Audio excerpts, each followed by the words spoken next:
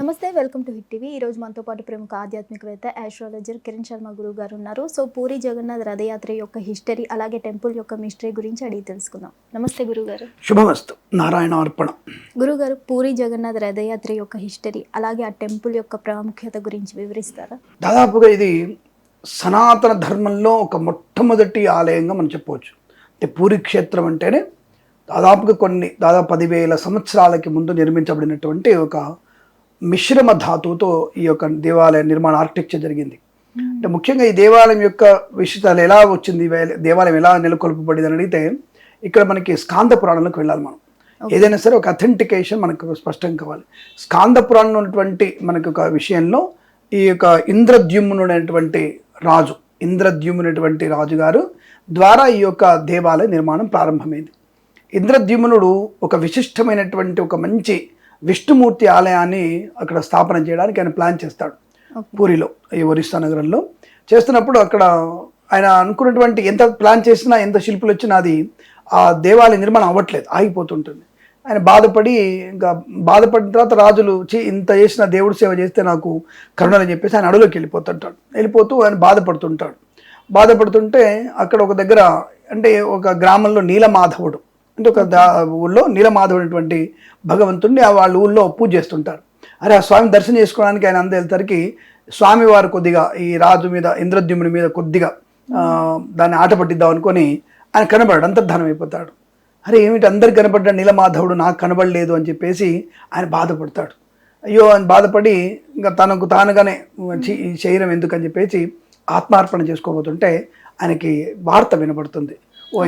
మహారాజా, నువ్వు అలా ఏం కాదు, నువ్వు నన్ను పూజించడానికే నేను నా రూపం నీకు ప్రయత్నం చేస్తున్నావు. నా రూపం కాకుండా ఒక సముద్రంలో ఒక దారు, అంటే ఒక చెక్క మీకు వస్తుంది, ఆ చెక్కని తీసుకొని నా రూపాన్ని తయారు చేయి, నేను నిలబడిపోతా, నీ దగ్గరే ఉంటాను నేను అని చెప్తాడు. వెంటనే ఆయన వెళ్తాడు. రాజ్యానికి వెళ్ళిన తర్వాత ఈ పూరి సముద్ర గర్భంలో ఎదురు చూస్తున్నప్పుడు ఒక మంచి రోజు, ఏకాదశి రోజున ఆ దారు, అంటే చెక్క కొట్టుకుంటూ వస్తుంది. అది రక్త చందనంతో ఉంటుంది. ఆ దారు ఎక్కడ దొరకదు. అది కేవలం ఆ టైంకి మరి కొంతమంది వస్తుందంటారు, కొంతమంది దాన్ని చెక్క తయారు చేస్తారు, కొంతమంది ఆ వృక్షాన్ని పెంచుతారు వాళ్ళు. ఇది 7, 11, 16 సంవత్సరాలకు ఒకసారి ఇది, అంటే అధిక ఆషాఢ మాసంలో, అంటే మనకి ఎప్పుడైనా సరే అధిక ఆషాఢ మాసం ఎప్పుడు వస్తుందో అప్పుడే కొత్తవి తయారు చేస్తారు. ఈ కొత్తవి తయారు చేస్తారు. స్వామివారు ఎప్పుడు అక్కడ న్యూ, అంటే రాయి కాదు, అక్కడ చెక్కతోనే తయారు చేస్తారు. మరి ఇక్కడ స్వామివారికి ఎందుకని చెప్పేసి ఆ చెక్క తీసుకొస్తాడు, ఆయన తయారు చేస్తుంటాడు. ఎంతక్కువ తయారవ్వదు.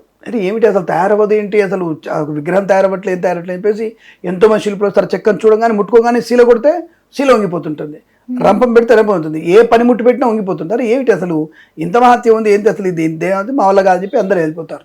లాస్ట్కి మనకి దైవశిల్పి అయినటువంటి ఆ స్వామివారు దేవశిల్పి వచ్చేసి నేను చేస్తానని చెప్పాడు. దేవశిల్పి విశ్వకర్మ. సో అంటే ఈ యొక్క దేవాలయాల్ని, మనకి ఈ స్వర్గాన్ని అన్నిటికీ తయారు చేసింది. అలా భూలోకంలో ఉన్నటువంటి విషయాలు కాకుండా అంతరిక్షంలో ఉన్నటువంటి దేవతల యొక్క నిర్మాణాలను చేసినంత వాడు దేవశిల్పి విశ్వకర్మ.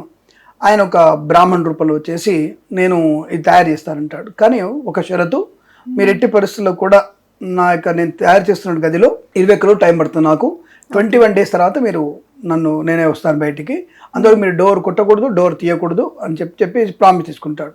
సరే అని చెప్పేసి ఆ విశ్వకర్మ లోపల కొడుతుంటాడు, సౌండ్ కొడుతాడు, డబ్బడమ్మ సౌండ్ అవుతుంటాడు, అన్నీ అవుతుంటాయి. సో గుండి ఛాయాదేవి ఆయన భార్య, ఇంద్రద్యుమ్నుడి భార్య. సరే రోజు వస్తుంటుంది, నమస్కారం చేసుకుంటూ వెళ్ళిపోతుంటుంది. గదేం తీయరు, శబ్దాలు మాత్రం వస్తుంటాయి. 16 రోజుల తర్వాత 16 రోజులు మాత్రం శబ్దాలు రావు.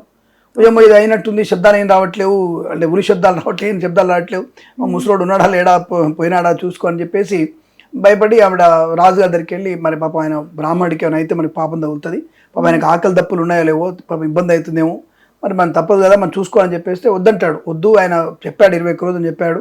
16 రోజులు అనేది ఇంకో 5 డేస్ అవుదాం అంటే వినదు ఆవిడ. ఈ గుండి ఛాయాదేవి గారు వినరు. లేదు అమ్మో, ఆయనకి ఏమైనా మన పాపం అని చెప్పేసి డోర్లు బద్దలు కొడతారు, ఓపెన్ చేస్తారు.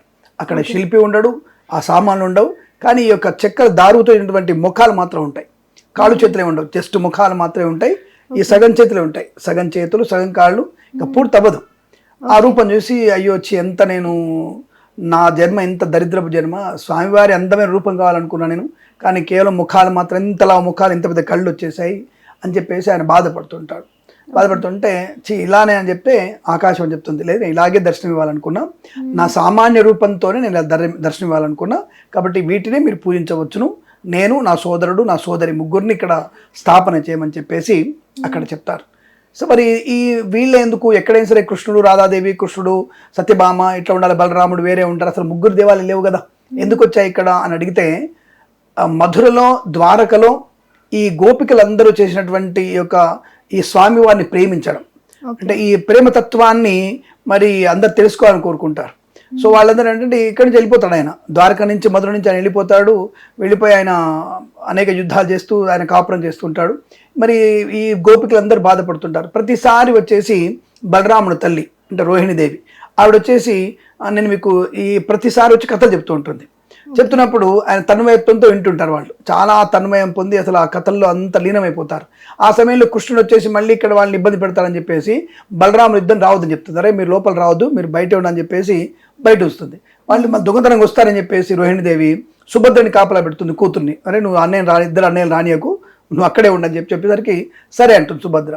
ఈ ముగ్గురు వచ్చరికి ఆవిడ చెప్తున్నటువంటి తన్మయత్వం రోహిణీదేవి చెప్తున్నప్పుడు ఆ లోపల గోపికలందరూ కూడా వింటూ ఆ యొక్క చెప్పేటువంటి విధానం బయట గేట్ దగ్గర కూడా వినబడుతుంది, ముగ్గురికి వినబడుతుంది హాయిగా. ఆ ముగ్గురి ఆ యొక్క అంటే వాళ్ళ తత్వాన్ని వాళ్ళు ఈ యొక్క కృష్ణతత్వాన్ని వింటూ మైమర్చిపోతుంటారు. వాళ్ళే కృష్ణుడు తన తత్వం తనే మర్చిపోతుంటాడు, అంత అందంగా చెప్తుంది రోహిణీదేవి.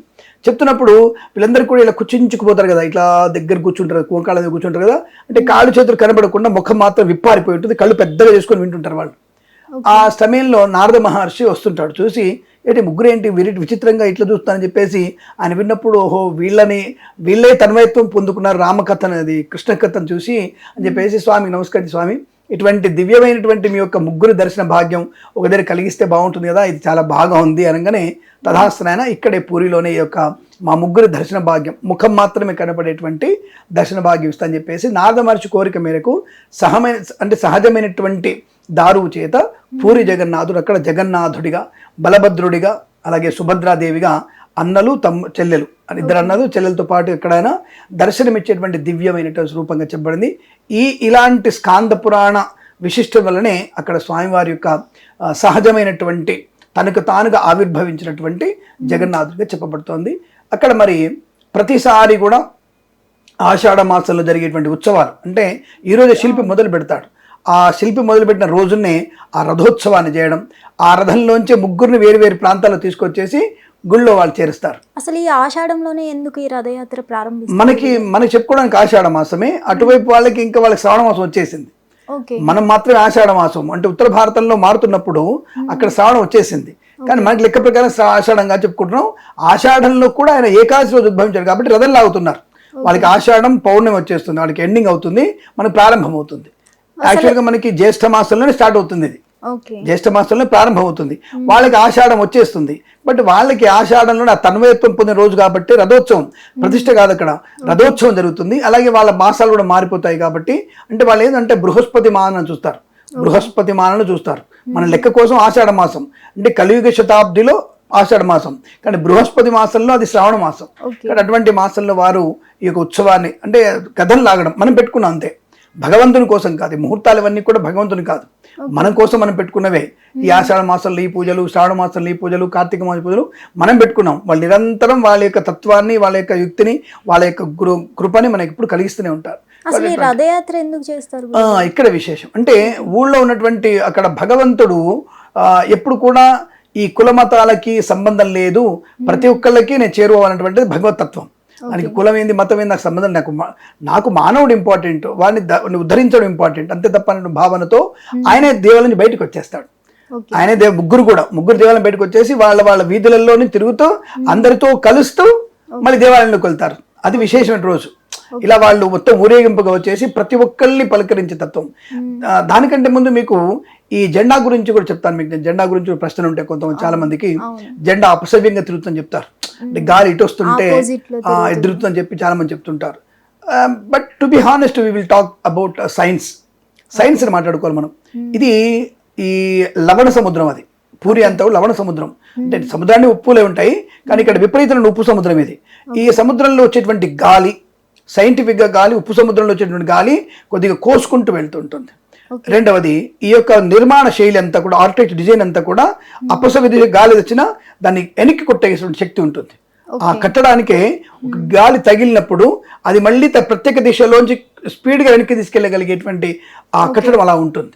సో అప్పుడు మీకు ఏమవుతుంది, ఈ గాలి కట్టడం వల్ల ఆ రంధ్రాల నుంచి వచ్చినటువంటి కన్స్ట్రక్షన్ వచ్చినటువంటి ఆర్టిజన్ వల్ల ఈ జెండాకు తగలగానే జెండా ఆటోమేటిక్గా ఈ గాలికి వచ్చే దిశ కాకుండా ఇటువంటి కొట్టుకుంటూ వచ్చేస్తుంది. అది సముద్రపు గాలి వెళ్ళి మనకి ఇలా తగులుతుంది జెండాకి, అప్పుడు జెండా అటు తగులుతుంది. గాలి ఇటు వస్తున్నప్పుడు ఇటు వెళ్తుంది, జెండా ఎదురుతుంది. అంటే లవణ సముద్రంలో వచ్చేటువంటి గాలి సాంద్రత ఎక్కువ ఉంటుంది.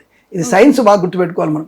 అలాగే ఆ యొక్క ఆర్కిటెక్చర్ డిజైనింగ్ లో వచ్చేటువంటి గాలి తన ప్రయాణం చేస్తూ మళ్ళీ అపసవ్య దిశగా వెళ్తుంది. ఆ గాలి అది మనకు కనబడదు, గాలి ఇటు వస్తుందే కనబడుతుంది మనకి, కానీ ఇటు తిరుగుతుంది. కాబట్టి ఆ జెండాకు తగలగానే ఆ జెండా ఆ గాలికి ఆపోజిట్ డైరెక్షన్ లో తిరుగుతున్నట్టు కనబడుతుంది. అది ఇక్కడ భక్తి లేదా అంటే భగవంతుడి విషయంలో మనం కనుక్కున్నప్పుడు నువ్వు సామాన్య జనాలంతా కూడా ప్రకృతితో వెళ్ళిపోతారు, కానీ భగవంతునితో ఉన్నవాడు ప్రకృతిని కాకుండా భగవంతునితో లీనమవుతాడు.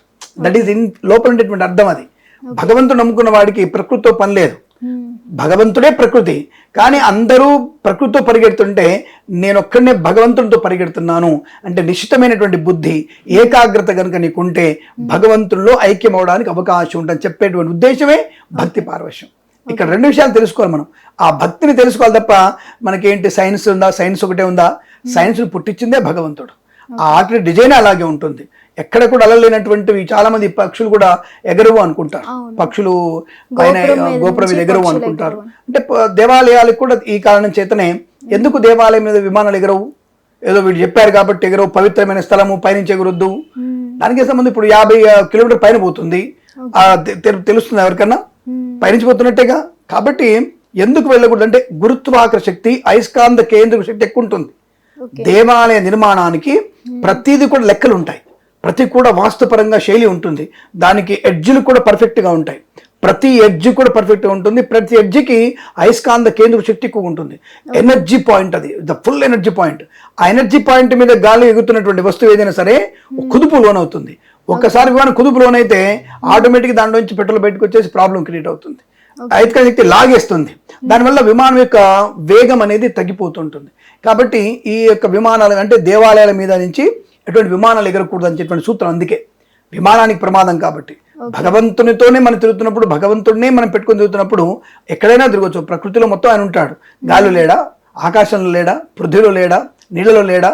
కాబట్టి అది వెళ్ళొద్దు అనడానికి కారణం ఇది. అయస్కాంత కేంద్ర శక్తి చాలా ఎక్కువ శక్తి ఉంటుంది, మీరు అనుకున్నది కాదు. ద ఓవర్ ఎక్స్పెక్ట్, మనకు మించినటువంటి మన ఊహకు అందినటువంటి శక్తి ఉంటుంది దాని మీద. అలాంటిది ఈ యొక్క పూరి మీద స్పష్టంగా ఉంటుంది. అది చెప్పాం ఇందాక మనం. ఈ ఉప్పు నుంచి వచ్చేటువంటి గాలి, ఉప్పు సముద్రం వచ్చే గాలి సాంద్రత ఎక్కువ ఉంటుంది, దృఢత్వం ఎక్కువగా ఉంటుంది.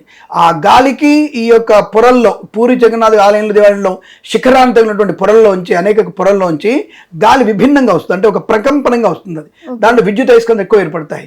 ఈ విద్యుత్ అయస్కాంతం దగ్గర పోయేసరికల్లా కూడా పక్షులకి షాక్ తగులుతుంది. కాబట్టి అక్కడికి పక్షులు ఎగరవ్వు అని అర్థం. అందులోనూ గరుత్మంతుడు కాపాడుతుంటాడు అక్కడ అని అర్థం. గరుత్మంతుడు ఎప్పుడు కూడా ఆ యొక్క శ్రీమన్నారాయణుడి కోసం, సేవ కోసం రెడీగా ఉంటాడు, శేషతల్పం కోసం. ఇక్కడ చాలా మంది ఏమనుకుంటారంటే బలభద్రుడు ఎవరు అనుకుంటారు. బలభద్రుడు శేషసాయి. ఈయన కృష్ణుడు విష్ణుమూర్తి అయితే శేషతల్పమే బలభద్రుడు. అంటే బలరాముడే శేషం, అంటే పాము పడుకున్నటువంటి శేషతల్పం అంటారు. మరి సుభద్రాదేవి ఎవరు అంటే సాక్షాత్గా అమ్మవారు, ఆవిడ మహేశ్వరి, పరమేశ్వరి దేవి. కాబట్టి శాక్తేయం, వైష్ణవం, అలాగే శైవం మూడు కలిపినవే ఈ యొక్క పూరి జగన్నాథ చరిత్ర. బలభద్రుడు శైవ తత్వానికి, జగన్నాథు కృష్ణ పరమాత్ముడు ఆయన వచ్చేసి వైష్ణవ తత్వానికి, అమ్మవారు శాక్తేయ తత్వానికి, ముగ్గురు కలిపినదే శైవ శాక్తేయ వైష్ణవ తత్వం పూరిలో ఉంటుంది. మీకు గురువుగారు, ఇప్పుడు అర్ధరాత్రులు శబ్దాలు వినిపిస్తాయంట కదా, ఇది నిజమేనా? అంటే కొన్నిసార్లు అక్కడ ఏంటంటే అమ్మవారు సాక్షాత్తుగా శ్రీ మహాలక్ష్మి పర్యవేక్షణలో ఉంటుంది. అలాగే శేషతల్పం కూడా అక్కడ పర్యవేక్షణ చేస్తుంటే పాము కూడా ఎప్పుడు కూడా రక్షణ చేస్తుంటుంది అనేటువంటి భావన ఎక్కువగా ఉంటుంది. కాబట్టి సాక్షాత్ శ్రీమన్నారాయణుడే ఆ ఊరిని కాపాడడానికి ఎప్పుడు కాపలాదారుడుగా ఉంటాడు. శ్రీమన్నారాయణ వస్తున్న విషయాన్ని అంటే విన్నవారు కొంతమంది చెప్పారు. ఎంత అబద్ధమా నిజమా అంటే నిప్పులేంది పొగరాదు కదా. కాబట్టి తప్పకుండా అక్కడ ఏదో శక్తి అనేది తప్పకుండా ఉంటుంది. అక్కడ నిజంగా వెళ్ళిన వాళ్ళకి ఒక రకమైనటువంటి ఒక మానసిక ప్రశాంతత, యూ కెన్ ఫీల్ దట్. మనం వెళ్ళిన ప్రతి వ్యక్తి కూడా తప్పకుండా అక్కడ ఫీల్ అవుతాడు. అదే తెలియనటువంటి ఒక శక్తి మనకి ఉండిపోతుంది అక్కడ. కాబట్టి అక్కడ ఆ పూరి జగన్నాథ్ని వెళ్ళడానికి కూడా మళ్ళీ ఏదో క్యూ లైన్ ఉండదు, కానీ మెట్ల మీద కుప్పలు కుప్పలుగా వెళ్తారు. అదొక ఇబ్బందికరంగా ఉంటుంది. అన్ని మెట్లు ఉంటాయి, ఒక షటర్లోకి వెళ్ళినట్టు ఉంటుంది, ఒక షాపింగ్ మాల్లోకి వెళ్ళినట్లా ఉంటుంది. అలా ఓపెన్ ఉంటాయి, ఆ టైట్ అయిపోయి అక్కడ నుంచి మనం ఒక సైడ్లో నుంచి ముందుగా కృష్ణ పరమాత్మ, బలభద్రుడు, కృష్ణుడు, తర్వాత మనం సుభద్రాదేవిని చూసుకుంటూ బయట రావాలి. అందరూ ఏది విగ్రహం చూస్తారు, విగ్రహం కాదు, పెద్ద పెద్ద ముఖాలు ఉంటాయి అంతే. ఆ పెద్ద ముఖాలను చూసుకుంటూ వెళ్ళిపోవాలి మనం. ఆ విగ్రహాలకు కూడా కాళ్ళు చేతులు ఉండవు, ఏముండవు. అదే చెప్తారు కదా ఆయన అది ఇక స్వామివారికి చెప్పినటువంటి, రాజుగారికి చెప్పినటువంటి వరం కాబట్టి అలాగే రూపంతో, అంటే చేతులు కాళ్ళు లేకుండా పూజించేవాడు కాబట్టి విగ్రహాలు, ఉత్సవ విగ్రహాలు కూడా మీకే ఉండవు. ఉత్సవ విగ్రహాలు కాదు, ఏమి కనబడుతుంది మనకి ఆ దారువుతో చేసినటువంటి ఆ యొక్క చెక్క విగ్రహాలు మనకి పెద్ద పెద్దగా ఉంటాయి, కనబడతాయి. 3 మనకు కనబడతాయి. అక్కడ వెళ్ళొచ్చిన అక్కడ ప్రసాదం తినడం వల్ల కూడా చాలా ప్రశాంతత ఉంటుంది. తప్పకుండా ప్రసాదం కూడా మనం, అంటే కొంతమంది నిజం చెప్పాలంటే అక్కడ టేస్ట్ ఏమి అనిపించదు అంటారు చాలామంది, బట్ అది అంటే మనకు సరిపడదు కాబట్టి అక్కడ చేసేటువంటి పదార్థాలే ఉంటాయి. దానిలో డిఫరెంట్ పదార్థాలు చేస్తారు, బట్ చాలామందికి అది టేస్ట్ అనిపించదు. ఏం టేస్ట్ ఏం లేదు, ఒక డిఫరెంట్గా అనిపెట్టారు, కానీ అందరూ తింటారు. దాన్ని కడుపుంటే భోజనం చేస్తారని అందరూ చేస్తారు. ఆ భోజనం అంతా పడేయద్దు దాన్ని మళ్ళీ. కాబట్టి అందరూ కూడా చిన్న కుండలు, పెద్ద కుండలు, అంటే మనకు ముక్కులు ఎట్లుంటే అట్లా వండుకోవచ్చు, మనం తెచ్చుకోవచ్చు. మనం అలా చిన్న కుండలు తెచ్చుకొని 3-4 తినేసి సరిపోతుంది, పడేయద్దు. కానీ చాలామందికి అది టేస్ట్ అనిపించదు, అంటే అది you can feel that. But అక్కడ అది అద్భుతమైన పవిత్రమైనటువంటి అమృతంలా ఉంటుంది అంటారు చాలామంది. బట్ నేను చూసినంత వరకు అయితే నాకు నిజంగా మరి భగవద్ అనుగ్రహం లేదేమో నాకు. ఆ రోజు నాకు టేస్ట్ అనిపించలేదు. మరి మా అమ్మాయి బాగానే తిన్నది, మా ఆవిడ కూడా కొద్దిగా బాగా తిన్నది, నాకెందుకు టేస్ట్ అనిపించలేదు ఆ రోజు. ఇది ఇలా ఉంది, డిఫరెంట్గా ఉంది, అంటే ఆ పదార్థం మనం తెలియకుండా ఉన్నది, మళ్ళీ అది ఆ పదార్థం తెలియదా మనకి, ఏమో తెలియక మనం దాని ఉంటుంది. కానీ అక్కడ ఆ అన్నం మిగలదు. 1,00,000 మందికి వండుతారు, అక్కడ 1,00,000 మంది వండుతారు రెగ్యులర్గా. అలాగే ఇక్కడ డిఫరెంట్ ఏంటంటే అక్కడ 7 కుండలు 10 కుండలు పెడతారు. ఈ అన్నం పెట్టడానికి 10 కుండలు ఏర్పాటు చేస్తారు. ఈ 10 కుండలు పెట్టినప్పుడు మీరు నమ్ముతారో ఫస్ట్ 10వ కుండను 7వ కుండను వండుతుంది. అంటే 7 కుండలు పెడతారు అనుకుంటా, ఫస్ట్ కుండనే ఉడుకుతుంది, కింది కుండ ఉడకదు. అది ఆశ్చర్యం చాలా మందికి. అసలు నేను ప్రత్యక్షం చూసాను దాన్ని. నేను అక్కడ నేను వంటశాల, స్వామివారి ఆగ్నేయమూలలో వంటశాల, పెద్ద వంటశాల ఉంటుంది, అక్కడ వండుతుంటారు. మేము చూసాం. ఈ కింద కుండ వండదు, పైన ఫస్ట్ కుండ ఉడుకుతుంది, తర్వాత 2, తర్వాత 3 అట్లా ఉడుకుతుంది. అది ఏమిటి అని అడిగితే ఒక సైంటిఫిక్ రీజన్ కూడా చూసుకోవచ్చు మనం. నేను సైంటిఫిక్ కూడా మాట్లాడతాను. నేను ఆ సైంటిఫిక్ మాట్లాడినప్పుడు ఈ యొక్క వాయు ప్రకంపనం, వేడి ప్రకంపనం డైరెక్ట్గా ఆ పై కుండకి చేరుకోవడం వల్ల, ఆ వాయువు వల్ల, ఆ వాయు అంటే దాని ఏమంటారు, దాన్ని మనకి ఇంగ్లీష్లో అది వ్యాక్యూమ్ అంటారు కదా, ఈ వేడి ఆవిరితో చేసేటువంటి పదార్థం. ఈ ఆవిరి అటు వెళ్ళి ఫస్ట్ కుండ, సెకండ్ కుండ ఉంటుంది. రెండోది అక్కడ అందరు కూడా లక్ష్మీదేవి స్వయంగా పర్యవేక్షిస్తుంటుంది. లక్ష్మీదేవి ప్రత్యక్షంగా ప్రతి వంటని కూడా ఆవిడే పర్యవేక్షించారు. అందుకే ఆ యొక్క తత్వానికి అక్కడ వెళ్ళొచ్చిన వాళ్ళకి నిజంగానే మేబీ మరి మేము వచ్చిన తర్వాత తెలియదు, ధనం మాత్రం సమృద్ధిగా ఉంటుంది. అక్కడ అమ్మవారు చూసుకున్న తర్వాత, మనం ఆ ప్రసాదం తిన్న తర్వాత, దర్శనం చేసుకున్న తర్వాత మనకి మంచి ధనయోగము, మంచి ఐశ్వర్యం ఉంటుంది. అక్కడ లక్ష్మీదేవి, సాక్షాత్తుగా లక్ష్మీదేవి ఈ వంటల్ని పరిశీలిస్తూ స్వామివారి నైవేద్యానికి దోషం లేకుండా చూస్తుందని అక్కడ నానుడి, అక్కడ ప్రచారంలో ఎక్కువగా ఉంటుంది. మనకు అమ్మవారి ప్రత్యేక కనిపిస్తే మన అంత అదృష్టం లేదు, కానీ అలా మనకి అమ్మవారి నైవేద్యం కూడా బాగా జరిగి అక్కడ అమృత తుల్యంగా ప్రసాదం ఉంటుంది. ప్రసాదాన్ని కూడా తిని వచ్చిన వ్యక్తులు కూడా చాలా మంది ఉంటారు. గురుగారు, అక్కడ బ్రహ్మ పదార్థం కృష్ణుడి గుండె అంటారు కదా, ఇది కరెక్టేనా? అద్భుతమైనటువంటి, అంటే ఇక్కడ మన సైన్స్ ప్రకారంగా కొన్నిటికి మనకు ఆధారాలు దొరకవు. కానీ అక్కడ మీరు నమ్మరో, ఇప్పుడు దాదాపుగా ఈ యొక్క రథయాత్ర అయిపోయిన తర్వాత, అంటే కొత్త చెక్కలు వచ్చినప్పుడు, అంటే కొత్త దారువుతో కొత్త విగ్రహాన్ని తయారు చేసినప్పుడే, అంటే 7 ఏళ్లకు 13 ఏళ్ళకి 7 ఏళ్ళకి 13 ఏళ్ళకి 16 ఏళ్ళకి మాత్రమే చేస్తారు దీన్ని. అప్పుడే దారువు దొరికితే ఆ దారువుని తీసుకొని తయారు చేసినప్పుడు, అప్పుడు మొత్తం మీరు నమ్మకపోయినా మొత్తం మీరు పూరి జగన్నాథుడి యొక్క ఊరి మొత్తానికి కూడా బ్యాటరీతో సహా కరెంట్ ఉండదు. చిన్న బ్యాటరీతో సహా కొవ్వొత్తు కూడా వెలిగించవద్దు. అంత చిమ్మ చీకట్లో గాఢాంధకారం ఉండిపోతుంది పూర్తిగా. మీరు ఎట్టి పరిస్థితుల్లో మీరు ఎంత చూసుకోవచ్చు, మీరు పూర్తిగా ఉంటుంది. అది ఈసారి జరుగుతుంది మన, అంటే మళ్ళీ ఇప్పుడు నాకు తెలిసి పోయిన అంతకుముందు సంవత్సరం జరిగింది కొత్తవి. ఇప్పుడు నాకు తెలిసి 2029లోనో 2031లోనో కొత్త దారు వస్తుంది. అది దారు దొరుకుతుంది, సముద్రంలో కొట్టుకొస్తుంది. అది ఆ దారుతో, అంటే ఆ చెక్కతోనే చేస్తారు వాళ్ళు. ఆ చెక్కకి మళ్ళీ శంఖ చక్రాలు ఉంటాయి ఖచ్చితంగా, అలాంటి చెక్కనే వస్తుంది. సరే నా పడేశారా అంటే, పడైతే ఇంకో పోవచ్చుగా, పూరి వైపు ఎందుకు రావాలి చెక్క? సరే మాయనో సైన్స్ దానికి అనవసరం మనకి. అలాంటి చెక్కను తీసుకొని దానికి చేస్తారు. అలా చెక్క కొత్తది దారు తయారు చేసినప్పుడు అప్పుడు ఈ బ్రహ్మ పదార్థాన్ని పాత విగ్రహంలోంచి తీసి కొత్త విగ్రహంలో పెడతారు. అంటే అది ఒక రకమైనటువంటి మెత్తటి వస్తువులాగా ఉంటుంది. అది దాన్ని సాక్షాత్తుగా పూరి జగన్నాథుడి గుండెని అని ప్రతి ఒక్కళ్ళు నమ్ముతారు. దాని ఫీల్ అయిన వాళ్ళు చాలా మంది ఉంటారు. అద్భుతమైనటువంటి ఆ ఫీలింగ్ అనేది అద్భుతంగా ఉంటుంది. వాళ్ళ కళ్ళ గంత కడతారు. అంటే పక్క పక్కన పెడతారు, కళ్ళకు గంతలు కట్టి తప్పకుండా దాన్ని ఒక దారం పెట్టి ఆ దారాన్ని పట్టుకొని ఈ వస్తువుని తీసుకెళ్ళి అందులో భద్రపరిచేటువంటి బ్రహ్మ పదార్థం ఖచ్చితంగా జరుగుతుంది. దానికి చాలా నిష్ఠాగరిష్టలు ఉంటారు. అద్భుతమైనటువంటి మంత్రోచ్చారణతో ఆ చేసేటువంటి కార్యక్రమం ఉంది. అది బ్రహ్మ పదార్థం అంటే I think so is nothing but ఒక భగవంతుడు గుండె అనడం కన్నా ఒక ప్రపంచానికి ఒక రకమైనటువంటి అయస్కాంత క్షేత్రము అని చెప్పగలుగుతా. అంటే ఒక మంచి విద్యుత్ అయస్కాంత క్షేత్రం లాంటిది ఆ స్వామివారిలోకి ఎనర్జీని పంపుతుందని అనుకోవడం. సైన్స్ ప్రకారం అనుకున్నా అది సాక్షాత్తుగా గుండె అని చెప్పబడుతోంది. స్వామివారికి బ్రహ్మ పదార్థం, అది బ్రహ్మ నిజము ఉన్నది, దాన్ని అనుభవిస్తేనే తెలుస్తుంది. ఆ రోజున పూరిలో ఒక విషయం నాన్న, సైన్స్ ఇంత అభివృద్ధి పొందిన విషయంలో మరి 50 లక్షల మంది నుంచి 3 కోట్ల మంది వరకు ఆ ప్రపంచంలో జరిగేటువంటి అతిపెద్ద రథయాత్ర ఏమిటంటే పూరి జగన్నాథ్ ఒక్కటే. ఏది 50 లక్షల నుంచి 3 కోట్ల మంది. అసలు ఆ వీధి ఎలా ఉంటుందో తెలుసా మీకు? ప్రతి ఒక్క వీధి డిఫరెంట్గా ఉంటుంది. అందుకే జీవితంలో ఒక్కసారైనా సరే పూరి క్షేత్రాన్ని దర్శించాలి మనం. అద్భుతం. అసలు సముద్రం ఇంత పొడుగ్గా సముద్రం ఉంటుంది, ఆ పొడుగ్గా గుడి ఉంటుంది మనకి. అసలు అద్భుతమైనటువంటి కట్టడం. ఆ వీధుల్లో ఆ రథం తిరుగుతున్నప్పుడు ఆ పెద్ద రథాలు 3 రథాలు కూడా ఎంత ఆకాశం అంత ఎత్తుంటాయి. అవి చిన్నవి కాదు, స్మాల్ సైజ్ కాదు. అది ఆ చెక్కల ఒక్కొక్క చెక్క నాకు తెలిసి మన బిల్డింగ్ అంత ఉంటుంది. ఒక రథం చక్రం మన బిల్డింగ్ సైజ్ ఉంటుంది. అది మీరు ఎవరికి నమ్మక సఖ్యం కాదు అక్కడ. అందుకే అంతమంది దాన్ని లాగుతుంటారు. సో సరే, తక్కువ అపశృతులు జరగడం చాలా తక్కువ. అన్ని కోట్ల మందిలో అపశృతులు జరగడం చనిపోవడం తక్కువ. బట్ మొన్న మాత్రం 2 వ్యక్తులు ఊపిరాడక కాలం చేశారు, స్వర్గస్థులు అని చెప్పి తెలిసింది మనకి. బట్ వాళ్ళ ఆత్మశాంతి కలగాలని కోరుకుంటూ, అంటే ఇక్కడ ఊపిరాడకనే, చక్రాల మీద ఎవరు పడరు, ప్రమాదం జరగదు, ఏది విరిగి పడదు.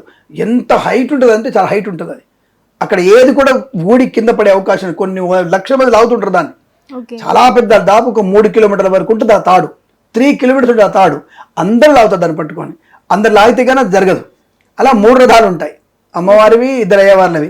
3 రథాలని లాగుతుంటారు వాళ్ళు. అందరిని తీసుకొచ్చి అప్పుడు గుళ్ళోకి ఎంటర్ చేస్తారు. అక్కడ పైకి లాగడం కూడా రథం పైకి వచ్చేస్తుంది, మెట్ల మీద లాగుతారు దాన్ని. సో అటువంటి పుణ్యమైనటువంటి స్థానం.